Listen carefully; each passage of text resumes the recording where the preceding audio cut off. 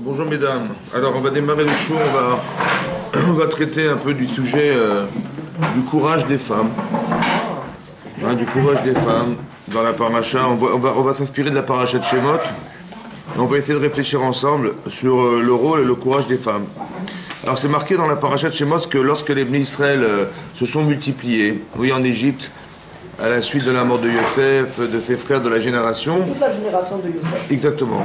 Toute la génération a disparu. Et là, les Israéliens se sont multipliés. Et là, tout à coup, Paro, il a eu peur. Il est devenu fou. Comment il a eu peur, pardon. Allez-y. Il a eu peur.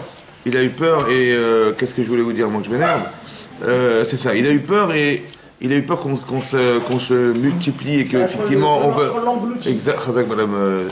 Et donc on envahisse le pays d'Égypte, on fasse la guerre un jour contre lui, et on envahit son pays. Et donc il va essayer de détruire cette génération.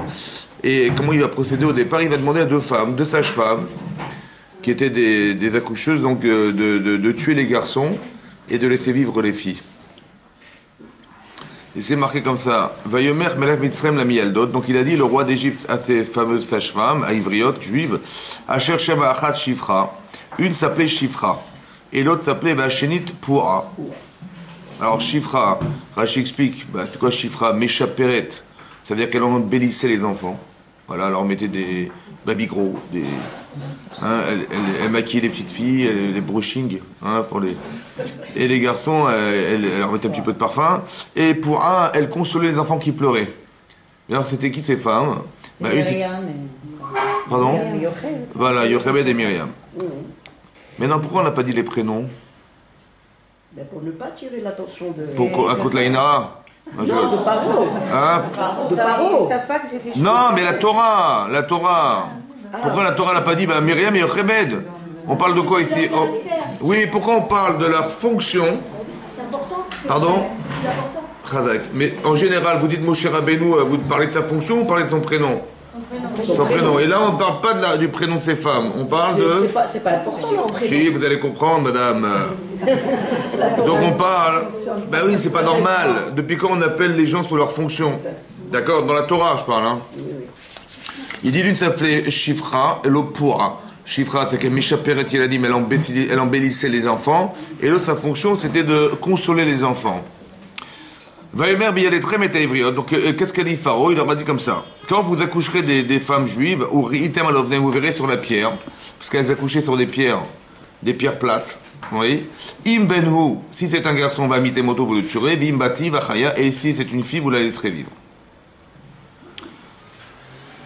Vatirena Amirot et Elohim. La Torah dit que ces femmes-là, elles craignaient Hachem. Velo Asuka Asher Diber Alem Me'er Misraim. Elles n'ont pas fait comme leur avait dit le roi d'Égypte. Vatechayena et Ayeladim. Et donc elles ont laissé vivre les enfants. Non seulement les filles évidemment, mais les garçons aussi. Mais non, moi ce qui m'intéresse, c'est de comprendre ça. Est-ce qu'humainement, une maman, voilà, ici Yochebed c'est une maman, la femme du Gadolador, c'est-à-dire le Amram était le Gadolador. Est-ce qu'elle va ne pas tuer ses enfants parce qu'elle craint Hachem ou parce que c'est pas possible? Une maman, elle peut pas tuer des enfants. D'accord? Voilà, humainement, ça s'entend ou pas? Évidemment. Non. Et qu'est-ce qu'elle va dire à sa mère? Voilà, elle va rencontrer la mère de l'enfant. Qu'est-ce qu'elle va lui dire? Au moment de l'accouchement, elle le tue. C'est effroyable. C'est très très dur, c'est impossible. Est-ce qu'humainement, ça s'entend ça? Est-ce qu'une femme, elle peut faire une chose pareille? D'accord. Donc pourquoi la Torah, elle révèle chez ces femmes de la Yirat Shamaïm, la crainte de Dieu, et pas simplement humainement que ça se fait pas. Une femme, normalement, elle est constituée, elle ne peut pas faire une chose pareille, c'est horrible, n'est-ce pas? Un, de tuer les enfants, et deux, de s'expliquer devant la femme qu'elle est la maman qui vient vivre un bonheur fantastique d'avoir un enfant, on lui dit non, on va le tuer ton enfant. C'est impossible, vous comprenez? Donc, ici, pourquoi la Torah elle parle d'Irat Shamaïm? Qu'est-ce que ça a à voir avec la Irat Shamaïm? Comment, ça a à voir, et comment ça se traite la Irat Shamaïm dans ce cas-là? Ça veut dire quoi d'étirer Hachem? Et qu'est-ce qu'on gagne d'étirer Hachem à ce moment-là? Celle qui a Irat Shamaïm, c'est qu'elle a la foi, donc elle laisse tout entre les mains d'Hachem. Et c'est Hachem qui va arranger les choses. Elle sait ce qui va se passer. Qu'est-ce que c'est? Elle prend le risque. Comment elle le réfléchit, sorry? Attendez, je vais l'expliquer mon problème. En vérité, c'est un problème de mélange humain et de divin. C'est très dur ça.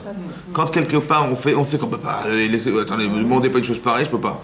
Ok, donc je ne peux pas, humainement je peux pas. Les émotions que j'ai m'empêchent de faire cette chose-là, c'est impossible, vous comprenez? Comment j'arrive à faire quelque chose d'humainement insupportable et à la fois Imouna? Mais non, il n'y a pas d'Imouna là, on n'est pas dans l'Imouna. Quand vous me demandez de faire une chose pareille, moi en tant que femme, je peux pas. Donc, attendez, laisse-moi, attendez. C'est une épreuve. Voilà, donc c'est de la Rahmanout en tant que femme juive. Elle est où les Rat Shamaim là? Il y en a ou pas? Alors comment je vais mélanger Maïrat Shamaim avec une situation pareille en tant que femme où il s'agit humainement de ne pas supporter cette souffrance-là, de faire souffrir et de souffrir? C'est dur ça, vous comprenez ou pas? C'est difficile. Qu'est-ce qu'on a gagné de le faire? De sauver les enfants. Qu'est-ce qu'on a gagné de le faire? Je parle de spirituellement ce qu'on a gagné, pas physiquement. Spirituellement, parce que quand on parle d'Irat Shamaim, on va gagner spirituellement quelque chose. Donc quand se mélange, écoutez-moi bien, quand se mélange deux émotions, c'est là qu'il y a un problème.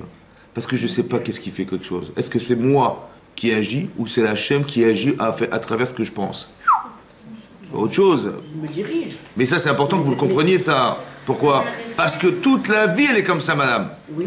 Est-ce que vous occupez... Attendez, vous occupez de votre famille, d'accord? Bon, vous occupez de votre mari, vous occupez de vos enfants. Est-ce que ce sont des mitzvot ou pas, ça? Est-ce que ce sont des mitzvot? Oui. Donc vous allez avoir un problème émotionnel entre j'aime mon mari ou je le fais pour la mitzvah.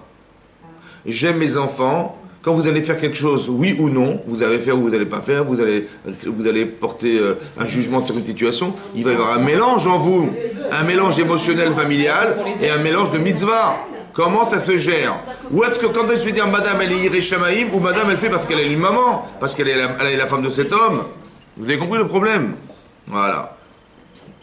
C'est ça l'enjeu ici. L'enjeu c'est et qu'est-ce qu'on gagne de faire pour la mitzvah ou pour l'entretien familial que entretient le fait d'être maman dans son couple ou d'être femme dans son couple? Vous avez compris? Voilà. C'est ça que je veux comprendre. Comment ça se gère ça? Alors c'est marqué comme ça. Donc elles ont laissé vivre les garçons. Vaïkra Melech Mitzrayim la Mieldot. Là il les a appelés. Allô? Oui, bonjour, allô? Ils sont convoqués. Il aura convoqué au bureau. Mesdames, vous êtes convoqués au bureau. La mère, Vayomer Lahen, Madoua Asitem Adavarazé. Pourquoi vous avez fait ça? Ouais. Batichaïnet Ayadim, vous avez laissé vivre les garçons. C'est une question ambiguë. Ça veut dire, nous, on disait Minashamim, vous avez dit Minashamim, Dieu il se débrouille. Ça va? Mais là, on voit que manifestement, c'est pas évident. Hein. Ça veut dire qu'elles ont été convoquées, ça s'est pas passé exactement comme elles pensaient. Et c'est souvent comme ça. Jusqu'avant qu'on arrive, les bébés ils sont déjà au monde. J'ai compris, mais là, elles ont trahi la confiance du roi. Il va se mettre en colère ou pas? Oui. Très très bien. Donc là, elles mettent leur vie en péril, là. Vatom Arna Amialdot, elles ont dit les femmes sages, elles parlent à Pharaon. Kilo Kanashim Mitzrot Ivriot. Vous savez, les femmes juives, elles ne sont pas comme les égyptiennes. Hein. Qui Chayotena, elles sont elles-mêmes sages-femmes. Beterem Tavo Alehem, Yaledet Vialedou. Avant même que les sages-femmes elles arrivent, elles ont déjà couché. On arrive trop tard. Bon, c'est une bonne réponse, hein? Non. Ça ne convient pas, ça. Au roi, ça lui convient pas. Pourquoi ça ne convient pas? C'est bon qu'il y a. Non, elle dit, vous savez, nous, on est venus. Évidemment, quand on allait tuer les garçons, évidemment, vous pensez bien, c'est un mensonge ou pas? C'est un mensonge. Oui. Deuxième chose, vous savez, elles sont sages-femmes elles-mêmes, hein. Donc, elles accouchent avant qu'on arrive. Bon, si vous dites ça, Paro, il veut tuer les garçons, parce qu'il a peur que ça se multiplie. Quand vous lui dites, vous savez, mais nous, c'est pas de votre faute, hein, on est arrivé, avant même qu'on arrive, elles avaient déjà accouché. Oui. Mesdames, qu'est-ce qu'il va faire Paro, à votre avis? Il va tuer les quand même. Il va tuer les femmes, il va tuer les enfants. Il va tuer tout le monde. Il va tuer tout le monde. C'est ça qu'il faut dire. Il va se venger. Non, faut pas dire ça, non. Donc, on va effacer tout ça. Non, vous avez raison. Qu'est-ce qui est marqué alors? C'est quoi qui est marqué là? On dit, c'est pas de notre faute, hein? Il a mis l'armée après. Il a mis les soldats. Non, mais j'ai compris, mais moi je veux comprendre juste qu'est-ce que ça veut dire ça. Après, c'est marqué Vatoma, donc elles ont dit ça. Et après, marqué Veitev Elokim la Mieldot.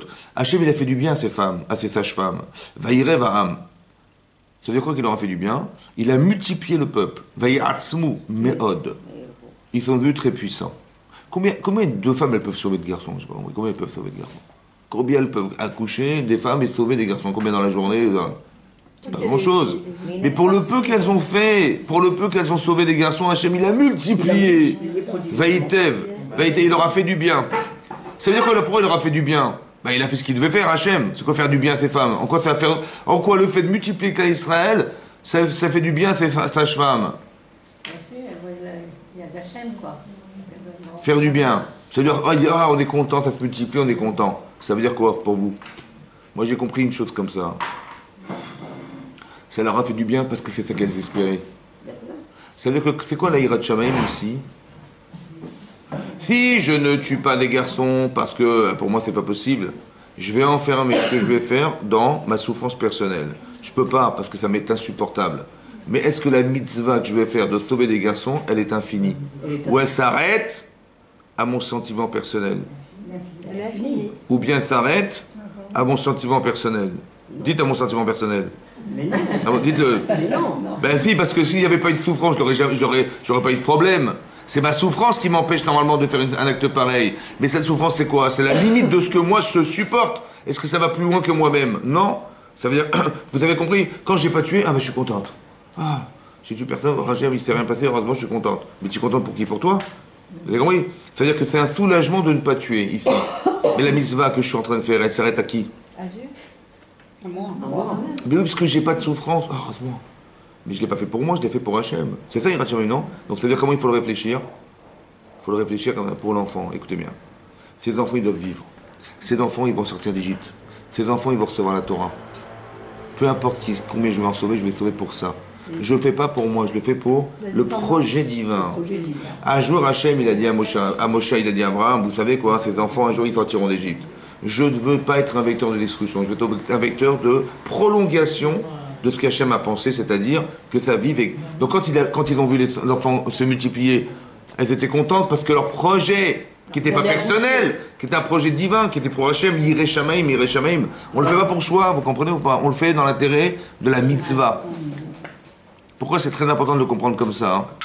Parce qu'on fait des mitzvot tous les jours. On croit que ce sont des choses ordinaires. On a une fonction de femme, et on croit qu'il faut s'occuper des enfants, ça fait partie de notre service et de notre rôle. Non, c'est pas vrai. Ça veut dire bien sûr que vous avez un rôle. Les femmes, elles ont une nature différente des hommes, et c'est vrai que naturellement, une femme, elle a envie de s'occuper de ses enfants plus qu'un homme, elle a envie de s'occuper de sa maison plus qu'un homme. C'est vrai, c'est un sentiment féminin. Mais plutôt que d'exploiter ce sentiment féminin dans l'intérêt de la mitzvah, c'est ça qu'il faudrait qu'on comprenne. C'est ça qui est marqué ici, vous comprenez? Que vous pouvez faire des mitzvot toutes les secondes. Ou alors vous pouvez être des femmes toutes les secondes. C'est vous qui décidez. Soit je suis une femme, soit je suis une femme de mitzvah. Parce que quand, vous comprenez, même quand vous faites à manger, vous faites des mitzvot. Quand vous faites, je sais pas moi, vous occupez, vous avez la patience d'attendre votre mari, vous faites des mitzvot. Vous parlez avec lui, vous faites des mitzvot, mais c'est tout le temps. Hein? On ne pense pas aux mitzvot quand on s'occupe de nos enfants, de notre mari. Exactement, c'est pour ça que parce que c'est normal. Exactement, c'est pour ça qu'on a fait cours aujourd'hui, madame. Pour que vous compreniez que c'est une mitzvah. Non, c'est vrai, j'ai fait exprès, j'ai fait exprès de vous. Je suis un peu provocateur de. Mais oui, c'est pour ça que vous êtes. Je pense qu'Hachem vous a envoyé là pour comprendre ça aujourd'hui. C'est vrai, c'est qu'on fait des mitzvot en permanence. Mais on peut le réfléchir mitzvah, ou on peut le réfléchir dans l'intérêt de soi. Ça va? Dans l'intérêt de voir ma maison en bonne et due forme, je m'arrange, voilà, je fais ça, j'arrange ça, parce que moi ça me soulage. Attendez, quand c'est le désordre, ça me dérange. Mais vous faites pour vous faites pour la chose. Vous faites pour la mitzvah. Ça veut dire la mitzvah, ça veut dire que, est-ce que vos enfants, votre mari, il a besoin d'un équilibre quand il rentre chez lui? Un homme, quand il rentre chez lui, s'il voit son pantalon sur le canapé, sa chemise dans le placard bourré comme ça, et ses livres dans la machine à laver, il dit attends, il y a un désordre là, il va pas. Donc il est pas content, ouais. Attendez, il est pas content. Je parle pas des fous, je parle des gens normaux. Donc il est pas content. Maintenant il est pas content. Donc quand vous faites ça, qu'est-ce que vous faites? Vous créez le shalom dans votre couple. Mais ce sont des mitzvot ça. On dit mais moi j'ordonne ma maison parce que moi ça fait partie de mon équipe personnelle. Mais non, on peut le faire aussi pour ça, on peut le faire pour autre chose. Mais quand je réfléchis mitzvah, vous avez compris? Chaque seconde de ma vie, ma respiration, c'est une mitzvah. Je fais quelque chose, c'est une mitzvah. Chaque seconde que je fais, c'est une mitzvah. C'est ça qui est marqué là. Il faut juste orienter la façon de penser.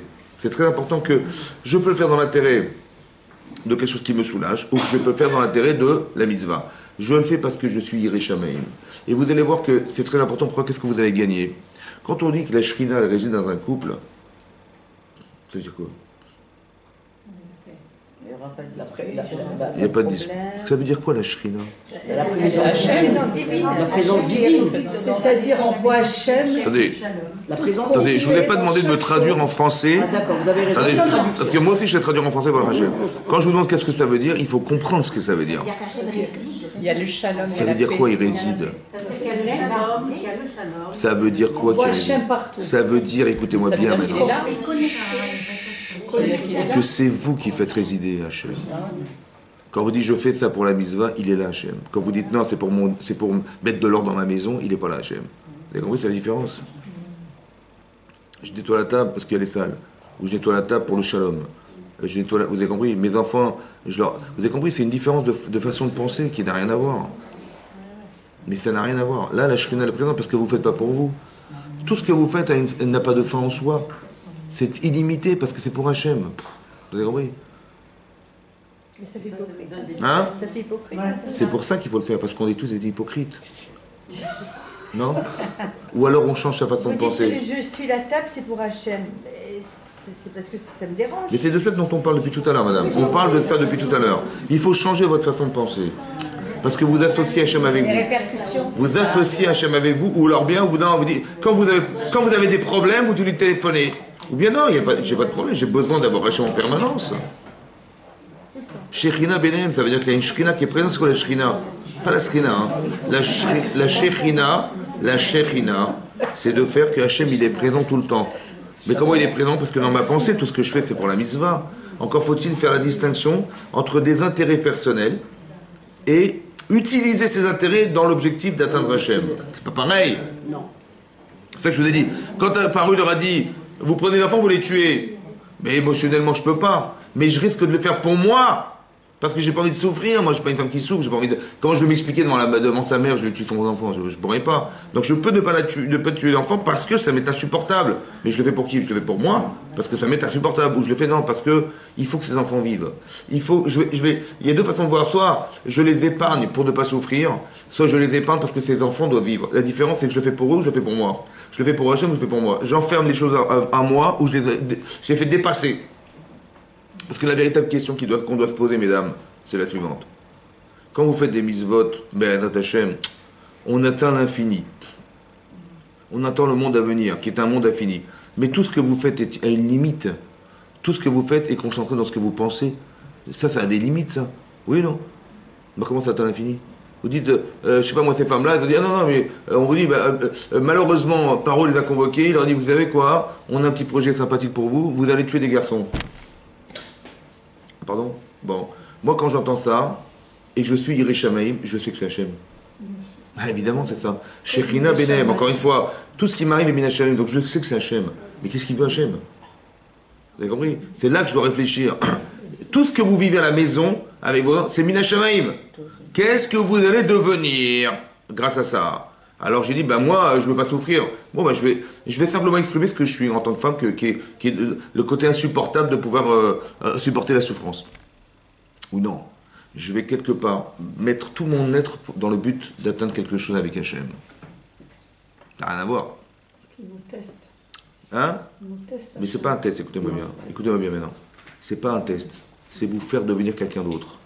Mais c'est pas. Oui, mais quand on dit un test. Oui, mais on vous dit. Moi, j'entends test, ça veut dire. On va voir comment vous allez faire, madame. Non, c'est pas ça que je suis en train de dire. Je suis en train de vous dire, je suis en train de vous expliquer que vous allez devenir quelqu'un d'autre. Il faut que tous les jours vous soyez notre femme. C'est obligé, ça.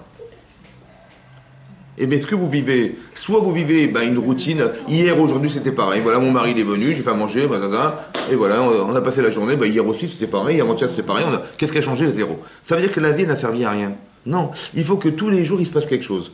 Mais que vous arriviez à devenir quelqu'un d'autre. Mais cette personne n'est plus celle d'hier. Et aussi, ça veut dire comme ça. Si je fais des choses parce que j'ai l'habitude de les faire, j'enferme mes actes dans quelque chose qui est limité à moi. C'est pas ça que je veux, moi. Je veux qu'on arrive à quelque chose d'infini. Ça veut dire, je ne le fais pas pour moi, je le fais pour Hachem, qui est infini. C'est pas pareil. Il faut le réfléchir. Comme si j'utilisais mes émotions que j'associais à quelque chose d'infini. On a une nature qu'on ne peut pas occulter, on ne peut pas l'enlever. Vous êtes une femme, c'est tout, c'est rien. Qu'est-ce que vous faites de vous-même? De tous les sentiments qui vous composent et toute la panoplie de votre personnalité, ça c'est vous, ça c'est en tant que femme, c'est vous. Qu'est-ce que vous faites avec pour Hachem? Ben là, Hachem, il a dit, ces femmes-là, elles sont courageuses, elles sont exceptionnelles. Alors je vais leur proposer une épreuve qui est extrême. Hein. Et peut-être c'est ça qui va être un déclencheur. Ça veut dire qu'elles ont eu le mérite d'être ces femmes.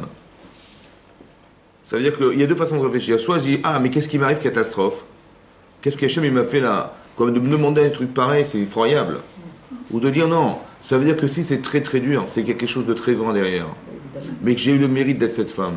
Vous avez compris ou pas? C'est une autre façon de penser. Vous avez c'est-à-dire qu'il y a une autre façon d'appréhender la difficulté.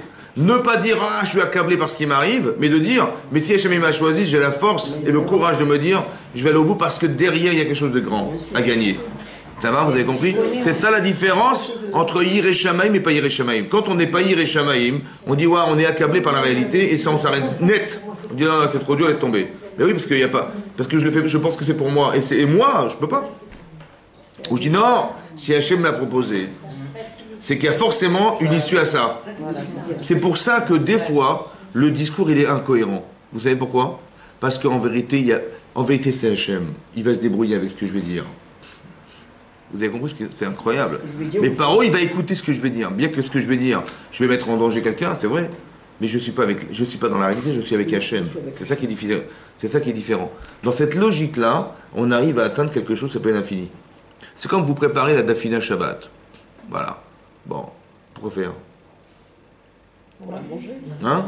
Pour se régaler déjà. Mais pourquoi faire? Pour se régaler, bien sûr se régaler. Bah oui, se régaler. L'Abkeïla. Attention, l'Abkeïla, on a fait l'Abkeïla pour se régaler. Ça va? C'est pour ça que quand on allait faire les fêtes, on montait pour le régal. Yavo, régalez-vous. Hein. Ben oui, il faut se régaler. Donc c'est ça. Donc ça veut dire qu'on faisait pour le régal. Mais non, ce que je dis, mais je le fais parce que je vais kiffer la Dafina ou la Pkeïla. Bon, mais au fond, c'est ça qu'on veut faire. Comment je vais mélanger le plaisir, le reneg du Shabbat avec la mitzvah? Comment je fais? C'est pareil. Hein? Les revots de Shabbat. C'est-à-dire que pourquoi vous mangez? C'est pour sanctifier le Shabbat. Pour faire des brachot en plus. C'est pour sanctifier le Shabbat. À travers la nourriture. Ce que vous faites tous les jours. Les brachot, vous faites tous les jours. On fait tous les jours. Mais Shabbat, il faut Shabbat, c'est un ta'anouk. Shabbat, c'est... Mais pourquoi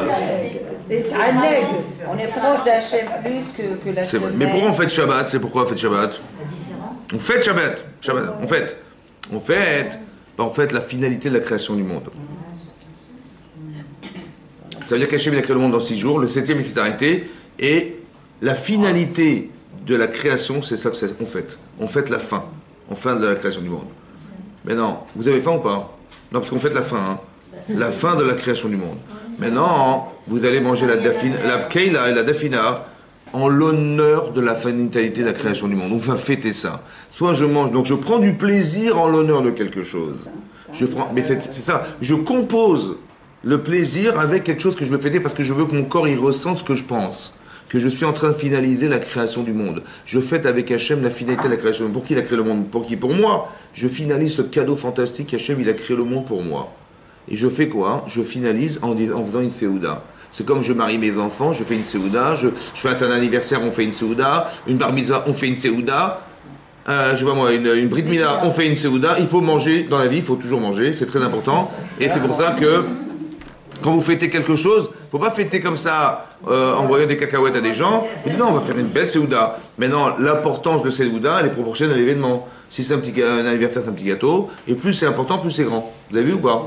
Mais pourquoi faire? Parce que vous n'allez pas manger pour vous. Vous allez prendre du plaisir, évidemment, mais en l'honneur de quelque chose. Vous allez dépasser la matière. Vous allez rendre infini votre pensée. Vous allez manger pour l'infini. Vous n'allez pas manger pour vous.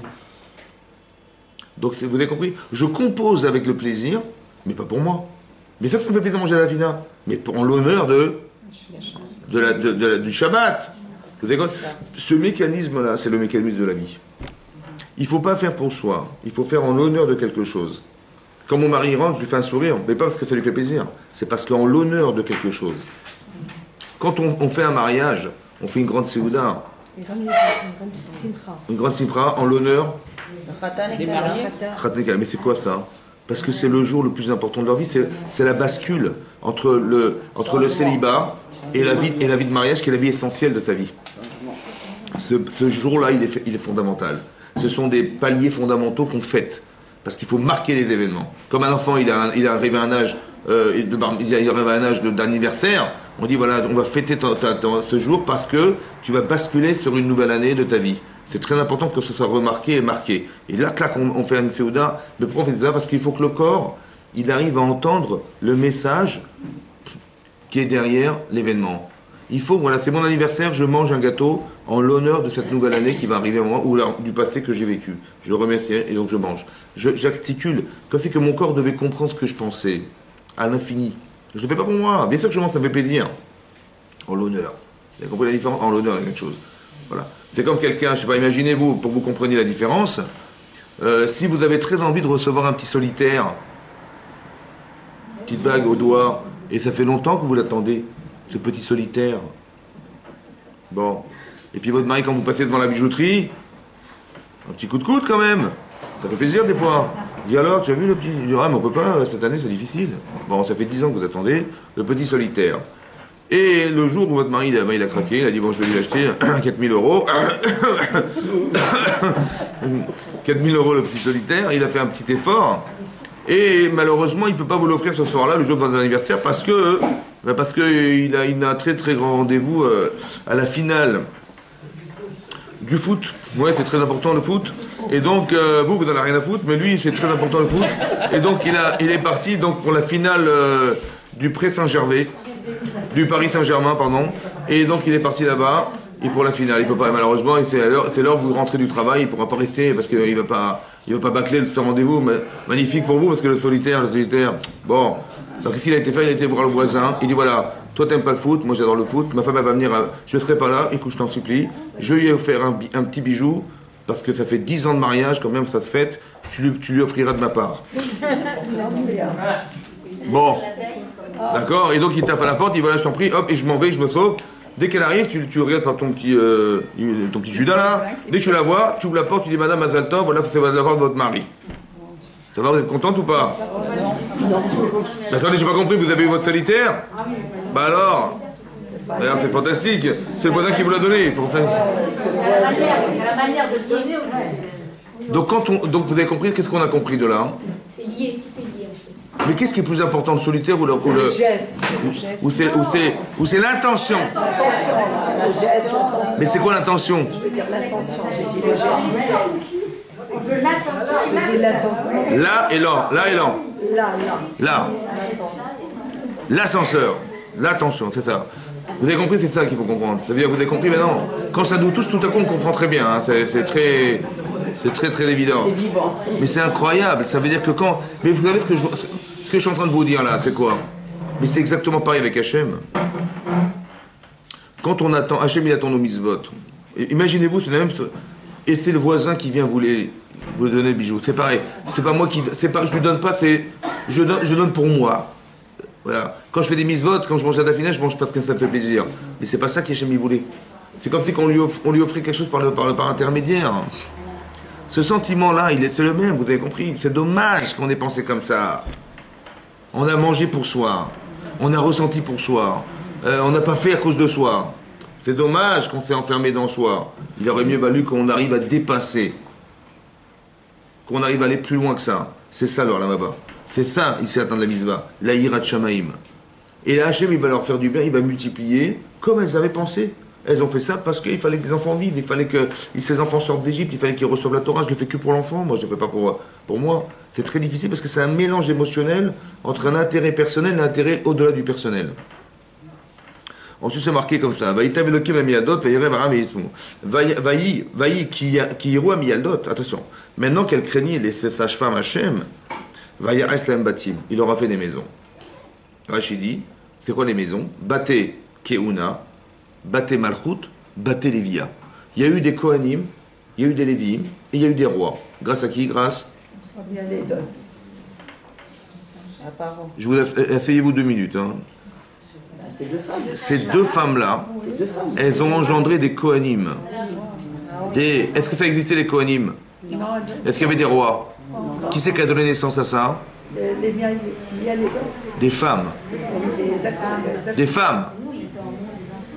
Grâce à quoi? Au fait d'avoir sauvé les garçons. Est-ce que vous avez compris la logique? d'avoir sauvé des garçons et d'avoir créé des rois et des Kohanim et des Lévim. Vous avez compris la logique ou pas? Vous avez compris ou pas? Ben oui. C'est quoi la logique? Ben, c'est que grâce à... Ben j'aurais pensé que parce qu'elles ont sauvé des garçons, ben elles auront des garçons. Voilà. Mais qu'est-ce que ça veut dire quoi les Kohanim, les Lévim et les... C'est la grandeur de la mitzvah. C'est quoi la logique? La logique. C'est un devenir, c'est... La logique. La logique, ça veut dire qu'il y a un corollaire évident entre ce qu'elles ont fait et ce que ça a engendré. Quel rapport? Alors, la logique. Alors la logique comme ça. Le Rav, le Beth Halevi, l'a expliqué comme ça. Imaginez-vous, Hazvé Shalom, hein, que tous les garçons étaient morts. Hazvé Shalom. Il serait resté les filles? Mais non, maintenant, est-ce qu'il y aurait eu des juifs sur la terre? Non. Bon, alors il faut savoir une halakha, que si un non-juif, il a une relation avec une femme juive, ils ont un enfant, l'enfant il est Hazak ou Baruch. Donc il y aurait eu des juifs ou pas? Maintenant, on est Cohen par qui? Par sa mère ou son père? Est-ce qu'on est Lévi par sa mère ou son père? Et on est roi par sa mère ou son père? En sauvant les garçons, elles ont permis d'engendrer ce qui passe par le père. On est juif par sa mère, mais on n'est pas roi par sa mère. En sauvant des garçons, la logique. Vous avez compris ça que je vous parle de logique. Ça veut dire qu'elles ont accouché de quelque chose qui ont amené à ce qu'il y ait des Kohanim. Vous savez quoi? Là, ici, quand vous lisez la paracha, il y a eu, on est dans un ghetto là, je ne sais pas si vous vous rendez compte. On est en Mitzrayim, on nous a assujettis, on est devenus des esclaves. Un petit peu comme pendant la Shoah. Ça va ou pas? Imaginez-vous, on est pendant la Shoah là. Ok? Qu'est-ce qui se passe? Il y a deux femmes, deux sages-femmes, ben, elles accouchent des enfants. Ce sont des sages-femmes. Très bien. Elles sont sages-femmes. Maintenant, est-ce qu'une sage-femme, elle va commencer à parfumer les enfants, à les laver 2-3 fois, à leur mettre des beaux vêtements ou l'autre, il pleure, elle le prend, le console, le pauvre bébé. Qui c'est qui fait ça? C'est le rôle de la mère. C'est le rôle de la mère. Vous savez pourquoi la Torah n'a pas dit les prénoms de ces femmes? Parce qu'elles n'étaient pas des femmes, elles étaient des mamans. Shifra Poua. Et vous savez quoi? Peut-être que dans l'idée ici d'expliquer comment ces femmes, elles ont engendré, et comme si elles avaient accouché de Kohanim, parce qu'elles étaient des mères au départ. Ça veut dire qu'il faut réfléchir, non pas comme une femme, mais des fois comme une maman. Et elles ont fait ça. Elles ont sauvé les garçons, elles ont sauvé, parce que comme si elles étaient les mamans de ces enfants. Alors quand tu as cette route-là, d'être une maman pour les autres, alors je te donne le droit de ce qui va se passer, ça veut dire que Paro il va te convoquer. Et il va te demander de les tuer, ces enfants. Mais c'est que dans cet esprit-là qu'il faut comprendre. Ça veut dire que quand on est mère, peut-être qu'on va être éprouvé parce que derrière, il y a un tellement grand enjeu derrière, parce qu'on va créer quelque chose de nouveau. Juste que vous compreniez dans votre vie un jour, que quand c'est dur des fois, c'est vrai que c'est dur, mais c'est sûr que quand je vais accepter ou je vais atteindre ce qu'on me fait accepter, c'est qu'il y a quelque chose d'énorme qui va naître de là.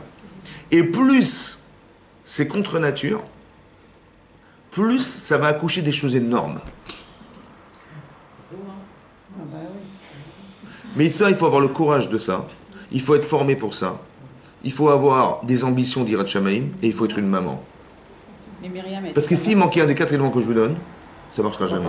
Si une femme m'a dit oui, moi Irat Shamaim, mais moi je ne suis pas une maman. Vous savez, moi je fais mon boulot. Je suis sage-femme, je ne suis pas une mère de famille. Laissez-moi tranquille.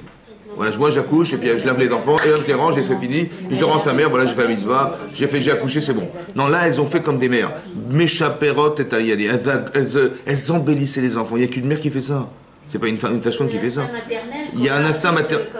Oui, parce que vous. Mais sachez que si vous l'avez, c'est un srout. Vous avez un capital fantastique de mère. Vous n'êtes pas une femme, vous êtes une maman. Et ça, ce capital-là, ça veut dire qu'Hachem, il va utiliser ce que vous êtes pour faire naître, d'accoucher quelque chose qui va être très grand. Ça veut dire que, au-delà de ce que nous sommes en tant que femmes, on est aussi quelque part autre chose. On est une mère autre part. Et ça va engendrer de la spiritualité pour Hachem. Il va utiliser ces femmes pour arriver à créer des Kohanim. Il leur a fait des maisons. Ça veut dire que Yochebed, elle a accouché de Moshe Rabbeinu et de Aaron à Cohen. Je ne sais pas si vous vous rendez compte de ce que ça veut dire. Vous savez pourquoi c'est comme ça? Parce que quand vous faites abstraction de vous, parce que, encore une fois, elles ont dit comme ça, vous tuerez les garçons et les enfants, vous les ferez. C'est Paro lui-même. Mais ça veut dire que si elles arrivent à enfreindre ce qu'il y a Paro l'a dit, évidemment c'est fini pour elles. Hein. Mais c'est Messirut Nefesh. Donc c'est quoi le principe qu'on est en train d'établir aujourd'hui? Que quand vous faites un effort qui est au-delà des fois de vos limites, sachez que vous êtes en train de créer quelque chose qui va au-delà du limite. En vérité, pourquoi c'est comme ça? Parce que vos actes sont inspirés de votre neshama et pas de votre corps. Vous avez inspiré de vous quelque chose de spirituel qui est au fond de vous-même. Ça veut dire que c'est au-delà de la limite humaine. Mais comment vous avez l'énergie? D'où vous la puisez cette énergie au-delà d'une limite humaine? Vous la puisez parce que vous avez une neshama. La neshama, c'est elle qui va créer et qui va donner naissance à quelque chose qui n'existe pas, qui est au-delà de l'humain. Les Kohanim, c'est la Vodat Hashem, les Brachot, les Machad Hashem. Je sais pas, le roi, il est directement dirigé par Hashem. Le Kohen, c'est pareil, le Lévi, c'est pareil. Ça veut dire qu'on apprend un principe de base. Que quand vous faites des efforts, mais par plaisir de savoir le résultat, c'est pour ça que je vous encourage, en vous disant, c'est ça qui est courageux et qui est encourageant. C'est que quand vous allez, parce que des fois on s'est dit, on est accablé par ce qui nous arrive, on baisse les bras, sachez que quand c'est des fois difficile, ayez la simcha de savoir que derrière vous allez engendrer quelque chose de fantastique. Et c'est ça qu'il faut retenir. Ça va? Comme si que vous êtes... Parce que nous, qu'est-ce qu'on regarde? On regarde la réalité. On dit, voilà ce qui se passe, voilà ce que je vois. Et donc c'est difficile. Et... Bon, j'ai mes limites quand même, je sais. Mais des fois, quand vous savez ce qui est marqué dans la Torah, que ces femmes-là, elles ont engendré des Kohanim. Parce que l'enjeu était... Mais comme elles étaient des mamans, c'était pas possible. Vous avez compris? Mais elles ont exploité ce sentiment-là, pas pour s'enfermer dans ce sentiment personnel, en disant, non, je suis une mère de famille, je peux pas. Bon, elle aurait réussi, on va dire, humainement, ça aurait marché. Humainement, une femme, elle aurait dit, moi je refuse, je préfère mourir que d'accoucher, de tuer les enfants que j'accouche. Je peux pas. Eh ben ça, Hachem, il n'aurait pas fait des maisons. On arrive au même résultat, les enfants ont survécu, elles ont disparu, ces femmes, mais on n'aurait pas fait des maisons. Ça veut dire qu'il n'y aurait pas eu de Kohanim, vous comprenez? Parce que je l'ai fait dans l'intérêt de ne pas supporter ce qu'on me demande de supporter. Je peux pas. Je dis, ok, tu peux pas, ok, ne le fais pas. C'est dommage. Parce que j'aurais pu arriver au même résultat vers la mitzvah. Le même résultat. Ces enfants auraient vécu, et moi j'aurais gagné qu'on a construit des Kohanim grâce à ça. Le résultat est le même, c'est chaval qu'on n'ait pas pensé à ça. Et lui, Sarah, comment il est fort ou pas? Il nous manipule pour nous dire, mais non, fais-le pour toi. C'est pareil. Dans toute relation, essayez de réfléchir comme des femmes et comme des mamans. Des fois comme des femmes mariées, je parle. Voilà, mon mari est en face de moi, c'est mon mari, qu'est-ce que je peux faire pour mon mari? Ou mes enfants, en tant que mère de famille. Réfléchissez, mitzvah. Mitzvah, c'est dommage de le faire pour soi. Alors que chaque occasion, et ça vous donne de la patience, et ça vous donne du plaisir, et ça vous donne l'envie d'avancer plus loin, ça vous donne de l'éternité en fait. Qu'est-ce qui peut vous agresser maintenant? Il n'y a plus rien, c'est terminé. Il n'y a plus rien qu'est-ce qui peut vous limiter? Qu'est-ce qui peut vous limiter? Demain, regardez ces femmes-là, regardez ce qu'elles sont. Non mais qu'est-ce qu'elles sont devenues les femmes, ces femmes-là? Bon, est-ce qu'elles peuvent avoir un petit Yetzirah demain? Mais c'est terminé. Elles sont devenues des femmes qui ont donné leur vie pour les autres. Et par un mot pour Hachem. Qu'est-ce qui peut leur arriver? Vous avez compris? Et donc et ça qui est marqué qu'Hachem leur a fait des maisons, ça veut dire, elles le savent peut-être même pas, mais elles vont engendrer des rois, je ne sais pas si vous vous rendez compte, la malchoute, c'est-à-dire que des rois, c'est-à-dire qu'elles ont accouché de gens qui vont leur ressembler un jour. Parce qu'un Melech, il a besoin d'être Moser Nefesh. Un Kohen, il va faire la Vodat Hashem, il va servir d'intermédiaire de shalom entre les hommes et Hachem. Elles ont fait le shalom entre Hachem et les hommes. Excusez-moi. Oui. Pardon? Quand on est face à c'est une mission impossible. Ça peut arriver. Hein? Quand on est face à une injustice, ouais. Vous dites que si on se tait, il arrive après quelque chose d'extraordinaire par la suite. J'ai pas dit on se tait, jamais j'ai dit on se tait. Pas dire c'était, jamais. On peut quand même comprendre ce qui se passe pour vous. Qu'est-ce qui... Attendez, des fois il faut se taire. Des fois il faut intervenir inverse. On peut expliquer la partie adverse? Attendez, je vais vous expliquer une chose. Attendez, je vais vous expliquer une chose. Attendez, comme ça. Il m'est arrivé quelque chose d'injuste. Pour moi, ça a deux sens. Deux sens. C'est Mina Shamaim ce qui m'est arrivé. Mais c'est aussi peut-être Mina Shamaim que je dois aller porter plainte pour arrêter la personne, non? Non? Mina Shamaim, non? Pourquoi il n'y a que d'un sens Mina Shamaim? Quoi, il n'y a que ce que je dois subir Mina Shamaim? Ou alors, peut-être qu'on m'a choisi moi, justement, parce que j'ai la capacité à pouvoir me plaindre et d'arrêter la personne qui fait des injustices autour de moi en façon permanente. Non? Quoi, il n'y a qu'un sens Mina Shamaim? Non, dans les deux sens. Mina Shamaim, ce qui m'est arrivé, je l'accepte. Et Mina Shamaim, parce que cette frustration que j'ai vécue, peut-être qu'elle va me pousser à aller au bout de ma démarche et d'arrêter la personne qui crée des injustices autour de soi. Mina Shamaim aussi, non? J'ai le srout d'avoir cette mitzvah, d'empêcher quelqu'un de... Comment? Alors, faut choisir. Ben les deux. Les deux. Mina Shamaim, les deux, évidemment. Il y a des téconymes. Par exemple, vous avez accouché d'un enfant. Ben, Mina Shamaim, vous êtes une maman. Et Mina Shamaim, vous avez un devoir de chidour. C'est pas que Mina Shamaim, j'ai un bébé et l'enfant, je l'abandonne. Ben non, Mina Shamaim, non. Je dis, ben voilà, ben, j'ai accouché, ben, Mina Shamaim. L'enfant, Mina Shamaim. C'était pour moi, c'est pour être maman. Non, vous êtes maman, Chazal, maintenant vous avez la responsabilité de vous occuper de ses enfants. Mina Shamaim, les deux sont Mina Shamaim. Il n'y a pas, ça ne va pas que dans un sens. On n'est pas là pour subir des situations de vie. On est là pour devenir. Vous êtes devenu quelqu'un d'autre. Vous êtes mère. Ah, vous avez un rôle que vous n'aviez pas avant. Ben, c'est ça. Vous étiez femme mariée, ok, vous avez votre mari, il n'y a personne d'autre. Maintenant que vous devenez maman, vous avez un autre rôle. Vous êtes devenu quelqu'un d'autre par cet accouchement. Vous êtes devenu la femme qui va s'occuper de cet enfant. Vous êtes responsable de cet enfant, de l'éducation, de l'amener à penser juste, à être dans la Torah, etc. Donc ça vous engage. C'est ça que je voulais vous dire. Donc c'est-à-dire que dans les deux sens. Mais c'est très important que vous compreniez que c'est très important de comprendre parce que l'Yetzirah, il va s'acharner dans cette situation-là. Et donc de bien le comprendre pour bien... Par exemple, on peut se disputer avec son mari, on peut avoir des frustrations, etc., etc. Ouais, alors il y a une façon de comprendre qui est de dire, je peux lui parler plus, voilà, je lui fais la tête, on se parle plus. Mais encore une fois, c'est s'enfermer dans soi. Parce que quand je m'entête, quand je suis frustré, je suis vexé, je lui parle pas. En fait, je l'ai fait pour moi parce que ça m'a vexé, je lui parle plus. Comme c'est que lui, je peux plus le voir. Mais c'est pas ça l'intérêt. L'intérêt c'est quoi?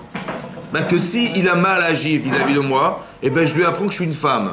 Je suis pas un homme. Peut-être qu'il parle avec des hommes comme ça, mais avec des femmes on parle pas comme ça. Alors je lui dis, écoute, je suis une femme, tu me parles pas comme ça.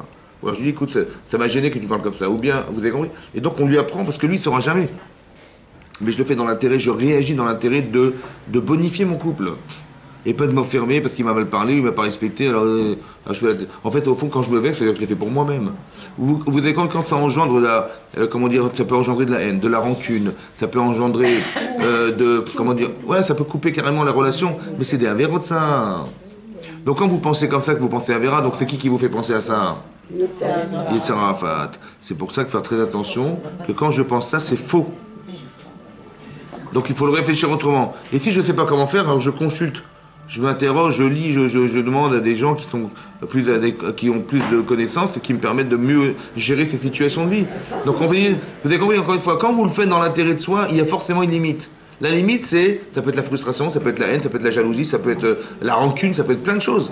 Mais ça, c'est des choses interdites par la Torah. Comme c'est que la Torah voulait nous apprendre à dire, mais dépasse ton moi. Ça veut dire, excusez-moi, ça veut dire qu'il faut être complètement anave, il faut être quoi? Il faut être complètement anave, oui. Quand vous dites effacer, ça veut dire quoi? Parce que même une serpillière, elle s'efface. Hein? Comment? Ça veut dire que vous existez complètement sans rendre victime les autres de ce que vous êtes. C'est ça être anave. Vous êtes une femme parfaite. Ça va? Baruch Hashem. Alors utilisez ce que vous êtes au service. Mais pas que votre perfection, elle fasse de vous un être où quand on ne respecte pas la femme parfaite, tout à coup ça se vexe. Je vous dis, vous avez des qualités, etc. Quand les gens ne les reconnaissent pas, des fois c'est vexant. Ou quand la personne nie ce que je suis, ça me vexe. Ça va? Maintenant, le problème c'est que la frontière entre la vexation et la réussite, c'est moi. Il a parlé de moi, il a dit moi. Mais moi en vérité, ce que je suis, c'est dans le service de quelque chose. Donc ça me traverse. Et je veux dire autre chose. S'il ne m'a pas reconnu, c'est qu'il est aveugle. Bon, le pauvre, il voit rien. C'est un Ivoirien. Qu'est-ce que je peux y faire? Ouais. Alors je suis obligé de le faire sortir d'Afrique et de l'amener en Europe. Donc c'est-à-dire que moi j'ai de la peine pour lui. Vous avez compris la façon de le réfléchir, c'est pas que comment il a osé parler de ça, comment il est de moi, mais bon, il y a un minimum de respect évidemment, mais je parle que quand les personnes ne sont pas capables de voir, plutôt que de se vexer de la bêtise des autres, il vaut mieux avoir de la peine de la bêtise des autres, pour vous protéger personnellement en disant, le pauvre, voilà. Maintenant, bon, il ne sait pas voir, je vais lui apprendre à voir. Il veut lui apprendre à voir ce que... Mais je lui apprendre, mais pas avec la noblesse, qui est la noblesse de la femme, mais pas dire, je vais me vexer, il m'a frustré, je vais lui envoyer en pleine tête ce que je pense de lui. Et moi, il me traite comme ça, je vais voir comment je vais le traiter. Non, parce que quelque part, il y a quelque chose que je n'ai pas compris. Il faut dépasser ce petit moi-là, qui nous enferme dans une carapace dans laquelle on n'arrive pas à s'épanouir. En tant que femme, c'est compliqué parce qu'il y aura toujours des petits problèmes comme ça, évidemment. Vous avez compris? Mais c'est Hachem qui crée ce genre de choses pour dire, tiens, tu vois, t'as vu comment tu réagis? Essayez de réfléchir à votre façon de réagir et vous allez comprendre que c'est des fois un peu limité, malheureusement. Ou alors, il y a une compréhension limitée, la compréhension limitée. Que vous voyez quelqu'un en face de vous, vous croyez que c'est des fois un adulte, mais c'est pas des fois, c'est pas un adulte. Puis je dis, mais pourtant, il a 50 ans, c'est un adulte. Non, des fois, il n'a pas l'âge de son âge.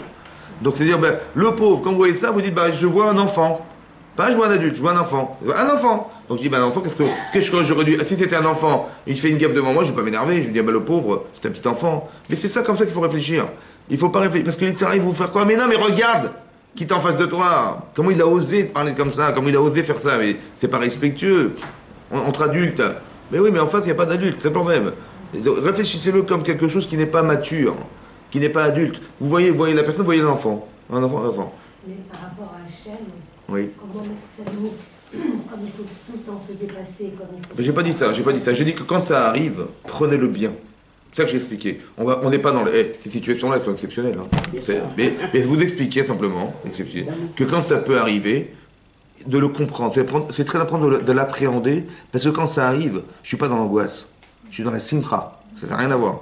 Donc ce cours, il permet d'appréhender des situations de vie qui pourraient des fois être des situations difficiles à vivre, mais qui en vérité sont une manipulation qu'on doit avoir en tête pour arriver à basculer sur le tov. Ça va? Et c'est ça que vous allez gagner. Vous allez gagner, quand vous voyez ça arriver, vous dites, oh là là, ça sent le chiour, ça. Hein? Donc je me dis, tiens, c'est une occasion de grandir. Et j'ai une simcha de ce qui m'arrive et pas l'angoisse de ce qui va m'arriver. Comment je vais appréhender? Parce que je vois la situation telle que elle se présente et donc je l'analyse, je me dis, mais on n'y arrivera jamais. Qu'est-ce que je veux dire à Paro? Qu'est-ce que je veux dire à ces femmes? Comment je vais m'en sortir? Voilà. En vérité, je sais ce que je dois faire. Mais je le fais pas pour moi. Je le fais parce que ça doit se faire. Vous avez compris? Voilà. Que quand je vois que j'ai un conflit avec mon mari ou mes enfants, en vérité, si je me braque ou si je me vexe, je vais couper la relation avec mon mari et c'était pas l'intérêt du tout. Donc, si je sais que ça va créer des animosités ou ça va créer une dispute, je lui dis, ouais, de toute façon, j'ai la patience. Je suis une femme intelligente, donc j'ai la patience. Il va crier, il va s'énerver, machin. Je dis, mais quand tu seras calme. De toute façon, vous savez, je suis pas sourde, hein, moi, j'ai pas de problème d'oreille, j'entends très bien. Tu cries, tu montes, tu descends, ça. Mais quand tu vas comprendre que des fois, on a besoin de solutionner des choses et tout, il faut nettoyer. Des fois, quand t'as tablé ça, il faut nettoyer, prendre une éponge, on nettoie. Bah là, voilà. Et si se nettoie, eh ben, c'est ton frère, donc il faut d'abord nettoyer les tables. Et ben voilà, il y a un truc, il y a un conflit, il y a de la saleté. Bah, on discute, qu'est-ce qu'il y a?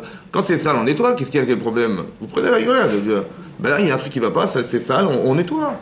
Et quand tu verras, et quand la table est propre, ben t'es content. Ben là aussi, tu verras que, mais bien que ce que je te demande, c'est pas un nettoyage de table. C'est de changer ta vie, changer ta nature, changer ta façon de vivre, ta façon de te comporter. Mais quand tu auras compris ce que j'attends de toi, tu t'étais comporté comme ça, ou si tu t'énerves tout le temps dès qu'on parle de toi, tu t'énerves. Alors on peut pas discuter, on peut pas avancer. Et puis tu fais ça en fait pour m'empêcher de discuter avec toi, ou pour m'empêcher d'avancer, ou d'arrêter de parler de ce qui fait défaut chez toi. J'ai pas de problème, mais on va pas parler de tes défauts, on va parler de notre vie de couple. On va parler de notre épanouissement personnel. Tu veux une femme qui te fasse la tête ou tu veux une femme qui te sourit en rentrant chez toi?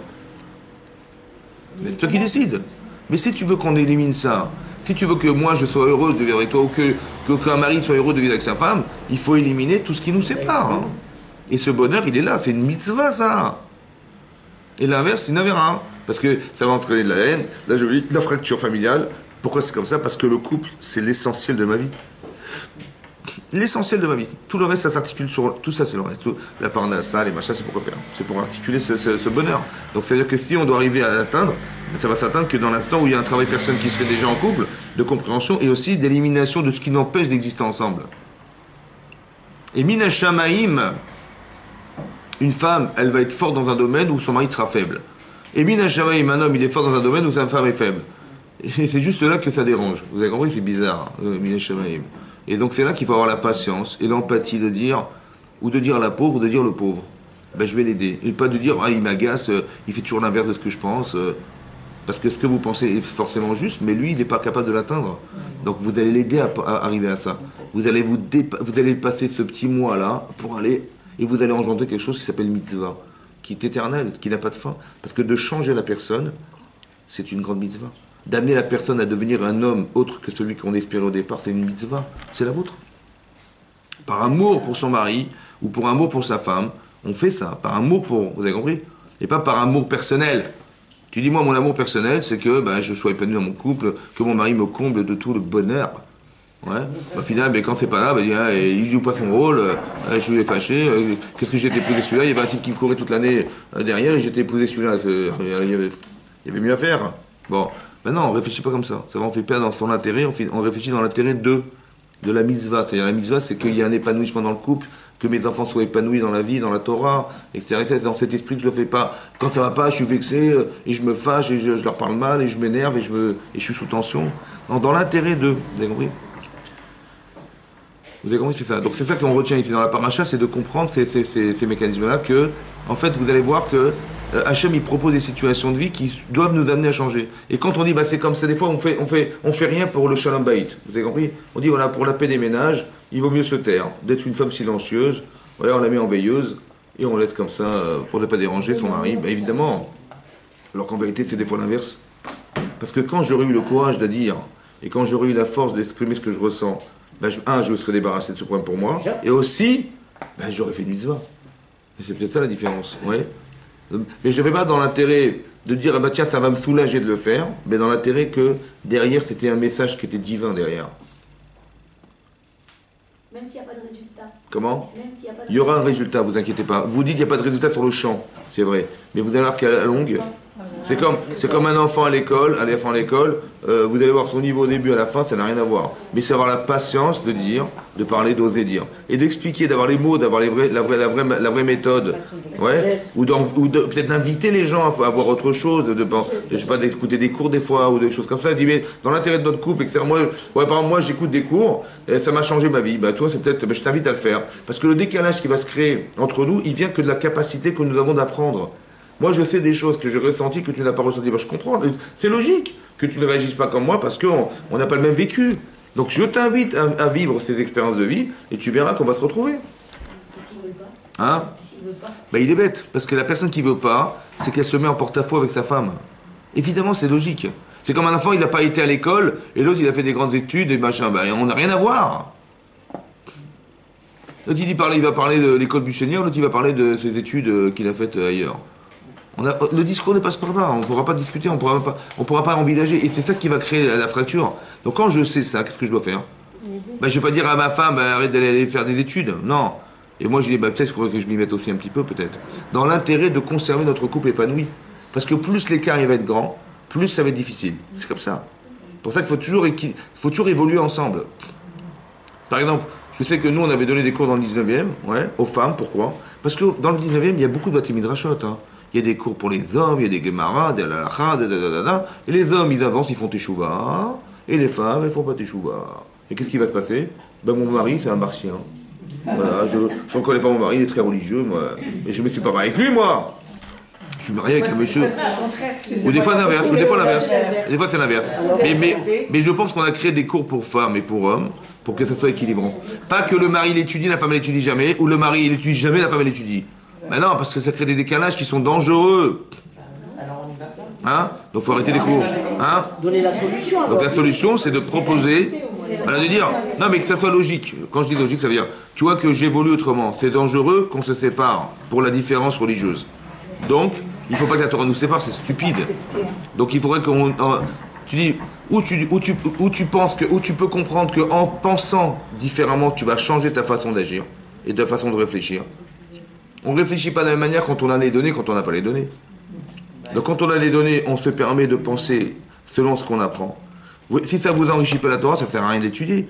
Mais si elle a été donnée, c'est que forcément il y a une logique derrière, c'est Hachem qui l'a donnée. Donc de partant de ce principe, tu as plus à gagner d'être partenaire avec Hachem que le contraire. C'est logique ou pas? Alors pourquoi tu te bloques? Tu dis bien que c'est un problème, il y a un problème personnel. Pourquoi tu es allergique à la Torah, tu es allergique au coco, il y a un problème. Peut-être que c'est l'Yetzirah qui t'empêche parce qu'il sait lui-même que si tu acceptes, il va avoir des problèmes. C'est lui qui aura des problèmes. Parce que tu auras les éléments pour le battre. Pourquoi tu te braques? Qu'est-ce qui t'a mordu? Qu'est-ce qui t'a fait mal? Personne. Donc juste d'accepter que c'est possible. Et avec le temps, il va commencer à voir que des fois, c'est pas logique. Des fois, c'est stupide de penser autrement. Et de voir que finalement, elle a raison. Je sais pas pourquoi je m'empêcherais de le faire. Je vois pas pourquoi je m'empêcherais. Et au fur et à mesure que ça rentre, ça va se déclencher. Oui. Peut-être pour éviter ce gap qui se crée entre les couples, qui se creuse de plus en plus entre l'homme et la femme parce qu'ils n'ont pas le même niveau, parce qu'effectivement les hommes déjà ils ont beaucoup plus de temps de libre, leurs femmes souvent assument tout le reste, et donc qu'est-ce qui se passe? C'est beaucoup plus l'homme qui avance dans la teshuva que la femme, parce qu'elle est prise dans un quotidien. Est-ce qu'il n'y aurait pas une possibilité pour qu'il existe des cours mixtes, de manière à ce que le couple avance? Le problème, c'est quand on a des enfants, c'est difficile. Vous avez raison, mais c'est difficile dans les cas pareils, parce que c'est ou la femme qui garde les enfants, ou le mari qui garde les enfants, mais de faire que on va faire à chaque fois garder les enfants par des babysitters. Non, mais ça, c'est pas l'affaire des rabbins, ça. Oui, j'entends. Oui, ouais. Après, ça peut. Mais vous avez le discours. Vous avez compris. Vous avez raison, mais quand c'est un discours qui est commun aux hommes et aux femmes. Mais par exemple, là, je fais un cours pour femmes. Bon, je ne vais pas raconter ça aux hommes. Je veux dire à les femmes. Non, mais je veux dire, c'est spécifique à une femme. Je fais exprès de donner des cours à des femmes pour justement donner la valeur féminine, de développer la valeur féminine. Donc, c'est un discours que l'homme, il va l'entendre. Hein, j'entends, il va l'entendre. Mais peut-être que c'est ciblé femmes. On fait un cours ciblé femmes. Parce que quand on fait un cours qui est hommes et femmes, on va parler de la généralité et pas forcément toucher les femmes ou toucher les hommes. On va parler de la généralité. Moi, ce qui compte, c'est je donne un cours de femmes, je m'occupe de parler aux femmes. Donc je vous donne un cours pour femmes. Mais après vous prenez, vous avez cet apport, il vous appartient, vous vivez avec. Et vous l'utilisez en couple. Mais alors, si on peut faire les deux, après bon, il y a un avantage, c'est qu'ils sont tous les deux là. Le désavantage, c'est que c'est pas forcément le discours adapté. Chazak mesdames, chazak au baro. Excusez-moi, c'est pourquoi